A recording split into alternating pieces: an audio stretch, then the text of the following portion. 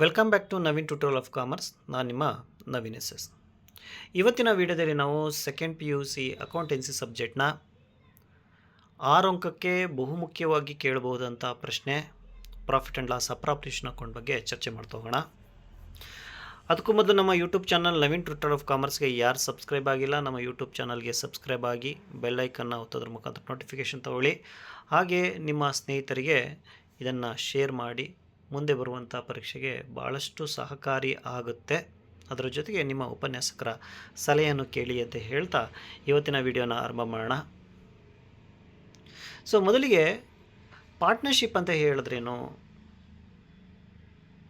ಅಥವಾ ಒಂದು ಅಂಕಕ್ಕೆ ಯಾವ ರೀತಿ ಪ್ರಶ್ನೆ ಕೇಳ್ಬೋದು, what is A partnership, what is the partnership firm ಅಂತ ಹೇಳಿ ಕೇಳುವಂಥ ಪ್ರಶ್ನೆಗೆ ನಾವೇನು ಉತ್ತರ ಬರೀಬೇಕು ಅನ್ನೋದಾದರೆ, when 2 or more persons join hand to set up a business and share its profits and losses, they are said to be partnership.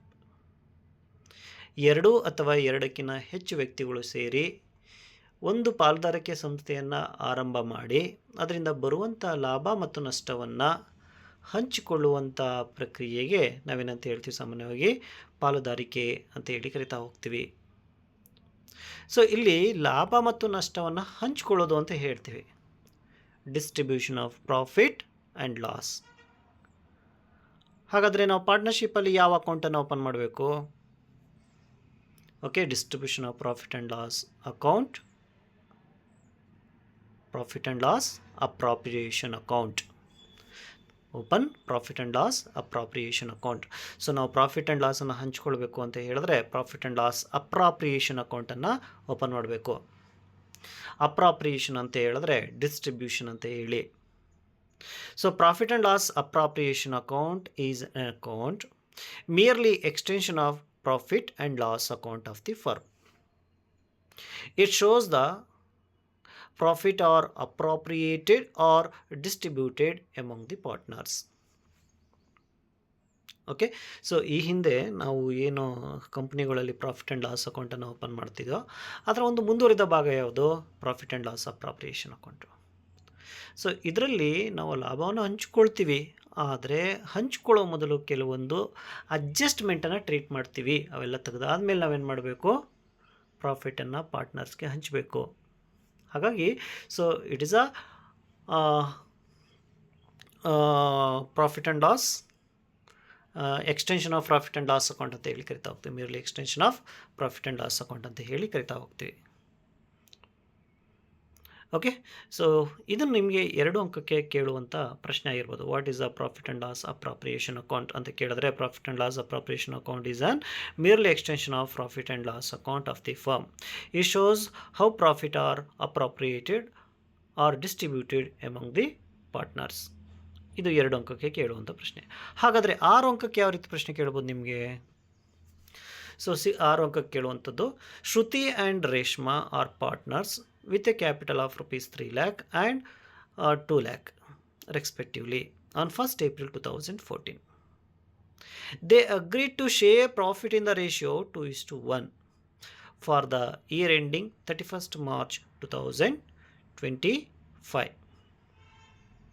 They earned profit 59,000 before allowing interest on capital at 5% per annum, interest on drawings Shruti 2,500, Reshma 1,500, partnership salary to Shruti 5,000 per annum, commission payable to Reshma rupees 500 per month. Okay, next, there are drawings during the year amounted to Shruti 25,000 and Reshma 15,000. Prepare profit and loss appropriation account of the firm. Okay, so ಪ್ರಶ್ನೆ ಕರೆಕ್ಟಾಗಿ ಅರ್ಥ ಮಾಡ್ಕೊಳ್ಬೇಕಿಲ್ಲಿ. ಶ್ರುತಿ ಮತ್ತು ರೇಷ್ಮಾ 2 ಜನ partner ಇದ್ದಾರೆ. ಅವರು ಸಂಸ್ಥೆಯನ್ನು ಅಂದರೆ ಪಾಲುದಾರಿಕೆ ಸಂಸ್ಥೆಯನ್ನು ಯಾವಾಗ ಆರಂಭ ಮಾಡ್ತಾ ಇದ್ದಾರೆ? 1st April 2024 ಆರಂಭ ಮಾಡ್ತಾ ಇದ್ದಾರೆ. ಶ್ರುತಿ 3 ಲಕ್ಷ ಬಂಡವಾಳ ಹಾಕ್ತಾ ಇದ್ದಾರೆ, ರೇಷ್ಮಾ 2 ಲಕ್ಷ ಬಂಡವಾಳ ಹಾಕ್ತಾ ಇದ್ದಾರೆ. ಅಂದರೆ ಫಸ್ಟ್ ಏಪ್ರಿಲ್ 2024ನಲ್ಲಿ ಶ್ರುತಿ ಮತ್ತು ರೇಷ್ಮಾ ಅನ್ನೋರು ಇಬ್ಬರು ಸೇರಿ ಸೊ ಒಂದು ಪಾಲುದಾರಿಕೆ ಸಂಸ್ಥೆನ ಆರಂಭ ಮಾಡ್ತಾ ಇದ್ದಾರೆ. ಅವರು 3 ಲಕ್ಷ ಶ್ರುತಿ ಇನ್ವೆಸ್ಟ್ ಮಾಡಿದ್ರೆ 2 ಲಕ್ಷ ರೇಷ್ಮಾ ಇನ್ವೆಸ್ಟ್ ಮಾಡ್ತಾ ಇದ್ದಾರೆ. ಅದರ ಜೊತೆಗೆ ಸಂಸ್ಥೆಯಲ್ಲಿ ಬರುವಂಥ ಲಾಭ ನಷ್ಟವನ್ನು 2:1ನಲ್ಲಿ ಹಂಚಿಕೊಳ್ತಾರಂತೆ. ಸೊ ಅದಕ್ಕೂ ಮೊದಲು ಓಕೆ ನಾವೇನು ಮಾಡಬೇಕು, ಇಯರ್ ಎಂಡಿಂಗ್ ನೋಡಬೇಕು. ಇಯರ್ ಎಂಡಿಂಗ್ ಯಾವುದು ಬರ್ತಾ ಹೋಗುತ್ತೆ, ಫಸ್ಟ್ ಏಪ್ರಿಲ್ ಸ್ಟಾರ್ಟ್ ಆದರೆ ಇಯರ್ ಎಂಡಿಂಗ್ ಕಾಮನ್ ಆಗಿ 31st ಮಾರ್ಚ್ ಎಂಡ್ ಆಗುತ್ತೆ. 31st March every year end ಆಗ್ತಾ ಹೋಗುತ್ತೆ. ಸೊ ಇಲ್ಲಿ 31st ಮಾರ್ಚ್ ಇಯರ್ ಎಂಡಿಂಗ್ ಕೊಟ್ಟಿದ್ದಾರೆ, ಅಂದರೆ 2025 ಬರುತ್ತೆ. 24 ಇರೋದ್ರಿಂದ 25 ಇಯರ್ ಎಂಡಿಂಗ್ ಬರುತ್ತೆ. ಓಕೆ, ಇಬ್ಬರು ಸೇರಿಸಿ 59,000 ರೂಪಾಯಿನ ಆಲ್ರೆಡಿ ಪ್ರಾಫಿಟ್ ಅರ್ನ್ ಮಾಡಿದ್ದಾರೆ. ಆ 59,000 ರೂಪಾಯಿನ ಡಿಸ್ಟ್ರಿಬ್ಯೂಟ್ ಮಾಡೋ ಮೊದಲು ಕೆಲವೊಂದು ಅಡ್ಜಸ್ಟ್ಮೆಂಟ್ ಇದೆ, ಅಡ್ಜಸ್ಟ್ಮೆಂಟನ್ನು ನೋಡಬೇಕಾಗುತ್ತೆ. So first one interest on capital, ಅಂದರೆ ಅವ್ರ ಬಂಡವಾಳದ ಮೇಲೆ 5% ಬಡ್ಡಿ ತೆಗಿಬೇಕು. Interest on drawing, okay, drawings ಅಂತ ಹೇಳಿದ್ರೆ ಪರ್ಸ್ನಲ್ ಯೂಸ್ ಅಂತ ಗೊತ್ತಿದೆ. Okay, Shruti 2,500, Reshma 1,500. Okay, then partnership salary to ಶ್ರುತಿಗೆ ವರ್ಷಕ್ಕೆ 5,000 ರೂಪಾಯಿ ಸ್ಯಾಲ್ರಿ ಕೊಟ್ಟಿದ್ದಾರೆ. Commission payable to Reshma 500 per month. Okay, so 500 ರೂಪಾಯಿ ಪ್ರತಿ ತಿಂಗಳು ರೇಷ್ಮೆಗೆ ಕಮಿಷನ್ ಕೊಟ್ಟಿದ್ದಾರೆ. ಓಕೆ, ಸೊ ಇದಿಷ್ಟು ಅಡ್ಜಸ್ಟ್ಮೆಂಟು. ಅದ್ರ ಜೊತೆಗೆ ಡ್ರಾಯಿಂಗ್ಸ್ ಕೊಟ್ಟಿದ್ದಾರೆ, ಅದು ಯಾವ ರೀತಿ ಟ್ರೀಟ್ ಮಾಡಬೇಕು ಅಂತ ಹೇಳಿ ನಾನು ಹೇಳ್ತಾ ಹೋಗ್ತೀನಿ. ಓಕೆ, ಸೊ ಉತ್ತರ ನೋಡ್ತಾ ಹೋದರೆ ಸೊ ಇದಿಷ್ಟು ಕಂಪ್ಲೀಟ್ ಸೊಲ್ಯೂಷನ್ನು. Okay, so particulars amount debit side credit side ತೊಗೊಂಡಿದ್ದೀವಿ. Next profit and loss appropriation account for the year ended 31st March 2025 ಅಂತ ತೊಗೊಂಡಿದ್ದೀವಿ. ಓಕೆ, ಇಲ್ಲಿ ಪ್ರಾಫಿಟ್ ಬಂದು 26,500 ಅಮೌಂಟ್ ಇದೆ. ಓಕೆ, ಇದೆಲ್ಲ ಹೇಗೆ ಬಂತು ಅಂತ ಹೇಳಿ ಸ್ಟೆಪ್ ಬೈ ಸ್ಟೆಪ್ ನೋಡ್ತಾ ಹೋಗೋಣ. ಓಕೆ, ಸೊ ಮೊದಲಿಗೆ ಪ್ರಾಫಿಟ್ ಆ್ಯಂಡ್ ಲಾಸ್ ಅಪ್ರಾಪ್ರಿಯೇಷನ್ ಅಕೌಂಟ್ನ ಫಾರ್ಮೇಟ್ ನೋಡ್ತು ಅಂತ ಹೇಳಿದ್ರೆ ಲೆಫ್ಟ್ ಕಾರ್ನರಲ್ಲಿ ಡೆಬಿಟ್ ಅಂತ ತೊಗೊಳ್ತೀವಿ, ರೈಟ್ ಕಾರ್ನರಲ್ಲಿ ಕ್ರೆಡಿಟ್ ಅಂತ ಹೇಳಿ ಕರಿತಾ ಹೋಗ್ತೀವಿ. Profit and loss appropriation account for the year ended 31st March 2025, ಯಾವ ವರ್ಷದ ಇಯರ್ ಎಂಡಿಂಗ್ ಇರುತ್ತೆ ಅದು ಹೆಡ್ಡಿಂಗ್ ತೊಗೊಳ್ಬೇಕು. ಓಕೆ, ನೆಕ್ಸ್ಟ್ ಡೆಬಿಟ್ ಸೈಡಲ್ಲಿ particulars amount, credit side particulars amount. Okay, so profit and loss appropriation account start with either net profit or net loss. Profit and loss appropriation account ಯಾವ ಕಡೆಯಿಂದ start ಆಗುತ್ತೆ, ಇಲ್ಲ net ಪ್ರಾಫಿಟಿಂದ start ಆಗುತ್ತೆ, ಇಲ್ಲ ಅಂತ ಹೇಳಿದ್ರೆ net ಲಾಸಿಂದ ಸ್ಟಾರ್ಟ್ ಆಗುತ್ತೆ. ಸೊ ನೆಟ್ ಲಾಸ್ ಕೊಟ್ಟರೆ ಡೆಬಿಟ್ ಸೈಡ್ ಬರೀಬೇಕು, ನೆಟ್ ಪ್ರಾಫಿಟ್ ಕೊಟ್ಟರೆ ಕ್ರೆಡಿಟ್ ಸೈಡ್ ಬರೀಬೇಕು. In the case company earned net profit record in the credit side of profit and loss appropriation account. ಹಾಗಾಗಿ ಈ ಪ್ರಶ್ನೆಯಲ್ಲಿ ನೋಡ್ತು ಅಂತ ಹೇಳಿದ್ರೆ 59,000 ಅಂದರೆ for the year ending 31st March 2025 earned a profit rupees 59,000 earn ಮಾಡಿದ್ದಾರೆ. Okay, so they for credit side by profit and loss account rupees 59,000. ಈ 59,000 ಯಾವುದು ಅಂತ ಹೇಳಿದ್ರೆ net profit. Okay, next adjustment ನೋಡ್ತು ಅಂತ ಹೇಳಿದ್ರೆ ಮೊದಲನೇ ಅಡ್ಜಸ್ಟ್ಮೆಂಟ್ ಏನಿದೆ, interest on capital at 5% per annum. Okay, ಅವರ ಬಂಡವಾಳ ಏನಿದೆ 3 ಲಕ್ಷ ಮತ್ತು 2 ಲಕ್ಷ ಏನಿದೆ ಅದರ ಮೇಲೆ 5% ನಾವೇನು ತೆಗಿಬೇಕು, ಇಂಟ್ರೆಸ್ಟನ್ನು ಕೊಡಬೇಕು. Okay, interest on capital rupees 3 lakh into 5/100 is equal to 15,000. ಅಂದರೆ ಮೊದಲನೇ ಪಾರ್ಟ್ನರ್ ಶ್ರುತಿಗೆ ಎಷ್ಟು ಬರ್ತಾ ಹೋಗುತ್ತೆ, 15,000 ರೂಪಾಯಿ ಬಡ್ಡಿ ಬರುತ್ತೆ. ನೆಕ್ಸ್ಟ್ ಎರಡನೇ ಪಾರ್ಟ್ನರು ರೇಷ್ಮಾಗೆ 10,000 ಬರುತ್ತೆ, ಅಂದರೆ 2 lakh into 5/100 okay is equal to 10,000. ಇವೆರಡನ್ನೂ ಕೂಡಿಸ್ತು ಅಂತ ಹೇಳಿದ್ರೆ 15,000 plus 10,000 total 25,000. It is a interest on capital of both partner. Next second adjustment, interest on drawings during the year. Shruti 2,500, Reshma 1,500. Shruti 2,500, Reshma 1,500. Okay, so credit side ಬರಿಬೇಕು. by interest on drawing Shruti 2,500, Reshma 1,500. ಎರಡನ್ನೂ ಕೂಡಿಸ್ತು ಅಂತ ಹೇಳಿದ್ರೆ outer column 3,500. Okay, next third adjustment, partnership salary to Shruti 5,000 per month. Okay, ಶ್ರುತಿಗೆ ಎಷ್ಟು ಕೊಡಬೇಕು? Per annum ಅಂದರೆ ವರ್ಷಕ್ಕೆ 5,000 ರೂಪಾಯಿ ಸ್ಯಾಲ್ರಿ ಕೊಡಬೇಕು. Okay, so they for debit side to salary to Shruti ₹5,000. Okay, next adjustment, commission payable to Reshma ₹500 per month. Okay, ರೇಷ್ಮಾಗೆ ಪ್ರತಿ ತಿಂಗಳು 500 ರೂಪಾಯಿಗೆ ಕಮಿಷನ್ ಕೊಡಬೇಕು. ಓಕೆ, 500 ಇಂಟು 12, ಒಂದು ವರ್ಷಕ್ಕೆ 12 ತಿಂಗಳು, ಹಾಗಾಗಿ 500 into 12 is equal to 6,000. Okay, so ಇನ್ಯಾವುದಾದ್ರು ಅಡ್ಜಸ್ಟ್ಮೆಂಟ್ ಇದೆಯಾ ಟ್ರೀಟ್ ಆಗೋಂಥವು?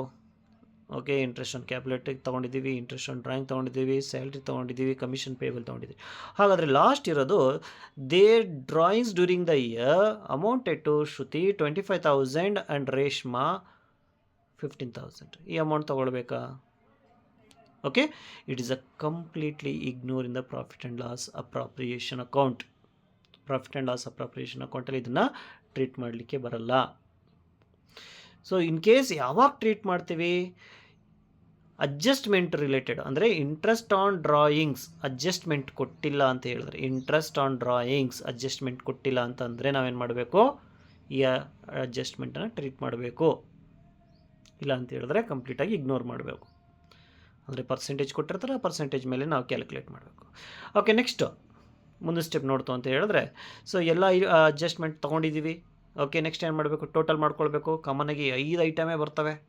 ಕರೆಕ್ಟಾಗಿ ನೀವು ನೆನಪಿಟ್ಕೊಂಡ್ರೆ ಸಾಕು, 5 ಐಟಮ್ಸು. ಓಕೆ, ಇನ್ನೊಂದು ನೆಟ್ ಪ್ರಾಫಿಟ್, ನೆಟ್ ಲಾಸ್ ಕೊಡ್ಬೋದು, ಇನ್ನೊಂದು ಕಮಿಷನ್ ಟು ಮ್ಯಾನೇಜರ್ ಅಂತ ಹೇಳಿ ಇನ್ನೊಂದು ಅಡ್ಜಸ್ಟ್ಮೆಂಟ್ ಕೊಡ್ಬೋದು. ಅದರ ಜೊತೆಗೆ ಇಂಟ್ರೆಸ್ಟನ್ನು ಕ್ಯಾಲ್ಕುಲೇಟ್ ಮಾಡಬೇಕಾದ್ರೆ 6 ತಿಂಗಳಿಗೆ ಅಂತ ಹೇಳಿ ಇನ್ನೊಂದು ಹಿಂಟ್ ಕೊಡ್ಬೋದು. ಅಷ್ಟೇ ಅಡ್ಜಸ್ಟ್ಮೆಂಟು. ಓಕೆ, ಸೊ ಇಲ್ಲಿ 59,000 ಪ್ಲಸ್ 3,500 ಟೋಟಲ್ ಮಾಡ್ತು ಅಂತ ಹೇಳಿದ್ರೆ, ಸೊ ಕ್ರೆಡಿಟ್ ಸೈಡು 62,000 ಇದೆ.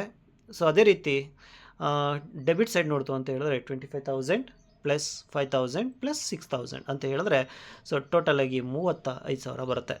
36,000 ಬರುತ್ತೆ. Okay, so therefore debit side 36,000, credit side 62,500. Okay, so ನಾವೇನು ಮಾಡಬೇಕು ಇವಾಗ? ಹೈಯೆಸ್ಟ್ ಅಮೌಂಟ್ ಇರೋದನ್ನು 2 ಕಡೆ ಬರ್ಕೊಳ್ಬೇಕು. ಅಂದರೆ ಸೊ 62,500 ಡೆಬಿಟ್ ಸೈಡ್ ಮತ್ತು ಕ್ರೆಡಿಟ್ ಸೈಡ್ ಬರಬೇಕು. ಇಲ್ಲಿ ಕ್ರೆಡಿಟ್ ಬ್ಯಾಲೆನ್ಸ್ ಇದೆ. ಸೊ ಕ್ರೆಡಿಟ್ ಬ್ಯಾಲೆನ್ಸನ್ನು ಏನು ಮಾಡಬೇಕು? ಡೆಬಿಟ್ ಸೈಡು ಮತ್ತು ಕ್ರೆಡಿಟ್ ಸೈಡು, ಯಾವ ಸೈಡ್ ಅಮೌಂಟ್ ಜಾಸ್ತಿ ಇರುತ್ತೆ 2 ಸೈಡಿಗೆ ಬರ್ಕೊಳ್ಬೇಕು. ಮತ್ತು ಯಾವ ಅಮೌಂಟ್ ಜಾಸ್ತಿ ಇರುತ್ತೋ ಜಾಸ್ತಿ ಇರುವಂಥ ಬ್ಯಾಲೆನ್ಸಿಂದ ಕಡಿಮೆ ಇರುವಂಥ ಬ್ಯಾಲೆನ್ಸನ್ನು ಕಳೀತಾ ಹೋಗಬೇಕು. ಅಂದರೆ 62,500ಇಂದ 36,000 ನಾವೇನು ಮಾಡಬೇಕು? ಮೈನಸ್ ಮಾಡಬೇಕು. ಓಕೆ, ಯಾವ ಸೈಡಲ್ಲಿ ಅಮೌಂಟ್ ಜಾಸ್ತಿ ಇರುತ್ತೋ ಆ ಅಮೌಂಟಿಂದ ಕಡಿಮೆ ಸೈಡಲ್ಲಿರುವಂಥ ಅಮೌಂಟನ್ನು ಮೈನಸ್ ಮಾಡೋದಷ್ಟೇ. ಓಕೆ, ಸೊ ಮೈನಸ್ ಮಾಡಿದ್ರೆ ನಮಗೆ ಎಷ್ಟು ಬರುತ್ತೆ difference amount? 26,500, 26,500. Okay, so 26,500 debit ಸೈಡೇ ಡಿಫ್ರೆನ್ಸ್ ಇದೆ. ಅಂದರೆ ಯಾವ ಸೈಡ್ ಡಿಫ್ರೆನ್ಸ್ ಇದೆ ಅದೇ ಸೈಡ್ ಬರೀಬೇಕು ಅದನ್ನು. ಓಕೆ, ಸೊ ಹಾಗಾಗಿ ಡಿಫ್ರೆನ್ಸ್ ಎಷ್ಟು? 26,500. ಓಕೆ, ಇನ್ ಕೇಸ್ ಏನೋ ಡೆಬಿಟ್ ಸೈಡ್ ಏನಾದ್ರು ಬಂತು ಡಿಫ್ರೆನ್ಸು ಅಂತ ಹೇಳಿದ್ರೆ, ಆ ಡಿಫ್ರೆನ್ಸ್ ಬ್ಯಾಲೆನ್ಸ್ಗೆ ನಾವೇನಂತ ಹೇಳ್ತಾ ಹೋಗ್ತೀವಿ? ಪ್ರಾಫಿಟ್ ಅಂತ ಹೇಳ್ತೀವಿ. ಕ್ರೆಡಿಟ್ ಸೈಡ್ ಬಂದರೆ ಲಾಸು, ಡೆಬಿಟ್ ಸೈಡ್ ಬಂದರೆ ಪ್ರಾಫಿಟ್. ಓಕೆ, ಸೊ ಇಲ್ಲಿ ಎಷ್ಟಿದೆ ಪ್ರಾಫಿಟ್ಟು? 26,500. 26,000 ನಾವು ಡಿಸ್ಟ್ರಿಬ್ಯೂಟ್ ಮಾಡ್ತು ಅಂತ ಹೇಳಿದ್ರೆ, 26,000 ಡಿಸ್ಟ್ರಿಬ್ಯೂಟ್ ಮಾಡೋದು. ಹಾಗಾದರೆ ಯಾವ ರೇಷ್ಯೋ ಪ್ರಕಾರ ಡಿಸ್ಟ್ರಿಬ್ಯೂಟ್ ಮಾಡಬೇಕು? ಅಲ್ಲೊಂದು ಅಡ್ಜಸ್ಟ್ಮೆಂಟ್ ಹೇಳಿದ್ದಾನೆ ರೇಷ್ಯೋಗೆ. ಓಕೆ, ಸೊ ನೋಡ್ತು ಅಂತ ಹೇಳಿದ್ರೆ ಎಷ್ಟು ಹೇಳಿದ್ದಾರೆ? 2:1. They agreed to share profit in the ratio of 2:1. 2:1 ಬರುವಂಥ ಲಾಭ ಮತ್ತು ನಷ್ಟವನ್ನು ಹಂಚಿಕೊಳ್ತಾರಂತೆ. ಹಾಗಾಗಿ Shruti 26,000 total profit into 2/3 is equal to 70,667 ಅಷ್ಟು ಅಮೌಂಟನ್ನು ಅವ್ರು ತೊಗೊಳ್ತಾರೆ. Reshma total profit 26,500 into 1/6 is equal to 8,833. ಇಷ್ಟು ಅಮೌಂಟನ್ನು ರೇಷ್ಮಾ ಅವರು ಹಂಚ್ಕೊಳ್ತಾರೆ. ಸೊ ಇದಿಷ್ಟು ಒಟ್ಟಾರೆಯಾಗಿ 6 ಅಂಕಕ್ಕೆ ಕೇಳಿದಂಥ ಪ್ರಶ್ನೆಗೆ ಉತ್ತರ ಆಗಿರುತ್ತೆ. ತುಂಬ ಸರಳವಾಗಿರುತ್ತೆ. 5ರಿಂದ 6 ಪಾಯಿಂಟನ್ನು ನೀವು ಕರೆಕ್ಟಾಗಿ ಕಲ್ತ್ಕೊಳ್ತು ಅಂತ ಹೇಳಿದ್ರೆ 6ಕ್ಕೆ 6 ಅಂಕವನ್ನು ತಗೊಳ್ಬೋದು. ಈ ವಿಡಿಯೋ ನಿಮಗೆ ಎಲ್ಲೋ ಒಂದು ಕಡೆ ಸಣ್ಣ ಹೆಲ್ಪ್ ಬರುತ್ತೆ. ಓಕೆ, ಅದರ ಜೊತೆಗೆ ನಿಮ್ಮ ಉಪನ್ಯಾಸಕರೇನಿದ್ದಾರೆ ಉಪನ್ಯಾಸಕರ ಸಲಹೆ ತಗೊಳ್ಳಿ. ಸಲಹೆ ತೊಗೊಂಡು ಇನ್ನು ಸಣ್ಣ ಪುಟ್ಟ ನಾವೇನು ಮಿಸ್ ಆಗಿದೆ ಅದನ್ನು ಅವ್ರ ಹತ್ರ ಕ್ಲಾರಿಫಿಕೇಷನ್ ತೊಗೊಂಡ್ರೆ ಸಾಕಷ್ಟು ನಿಮಗೆ ಎಕ್ಸಾಮ್ಗೆ ಸಹಕಾರಿಯಾಗುತ್ತೆ ಅಂತ ಹೇಳ್ತಾ ಇವತ್ತಿನ ವಿಡಿಯೋ ಮುಗಿಸ್ತಾ ಇದ್ದೀನಿ. ಓಕೆ, ಸೊ ನನ್ನ ಯೂಟ್ಯೂಬ್ ಚಾನಲ್ಗೆ ಯಾರು ಸಬ್ಸ್ಕ್ರೈಬ್ ಆಗಿಲ್ಲ ಸಬ್ಸ್ಕ್ರೈಬ್ ಆಗಿ, ನಿಮ್ಮ ಸ್ನೇಹಿತರಿಗೂ ಸಹ ಶೇರ್ ಮಾಡಿ, ಅವ್ರಿಗೂ ಅನುಕೂಲ ಆಗಲಿ ಅಂತ ಹೇಳ್ತಾ ಇವತ್ತಿನ ವಿಡಿಯೋ ಮುಗಿಸ್ತೀನಿ. ಧನ್ಯವಾದ.